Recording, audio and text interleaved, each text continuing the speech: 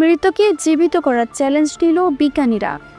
মৃত্যুকে আটকে রেখে এই প্রাকৃতিক নিয়মকে চ্যালেঞ্জ ছড়িয়ে দিয়েছে যুক্তরাষ্ট্রের অ্যারিজোনার অ্যালকর লাইফ এক্সটেনশন ফাউন্ডেশন। প্রতিষ্ঠানটি মৃতদের জীবিত করতে নানা বৈজ্ঞানিক প্রয়াস চালিয়ে যাচ্ছে। লাইফ এক্সটেনশন মানে জীবনের পরিধি বাড়ানোর এই মিশনে অ্যালকর তরল নাইট্রোজেন ভরা ট্যাঙ্কে 199টি মৃতদেহ ও মাথা এবং 100টি পোষা প্রাণীকে সংরক্ষণ করে রেখেছে, যারা ভবিষ্যতে পুনরুজ্জীবিত হওয়ার আশায় নিজেদের দেহ প্রিসার্ভের সিদ্ধান্ত নিয়েছিলেন।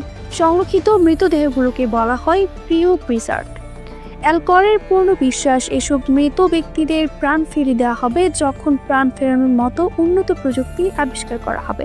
আর সেই আশায় এখনও মৃত ব্যক্তিদের স্বজনেরাও অপেক্ষার প্রহর গুনছেন।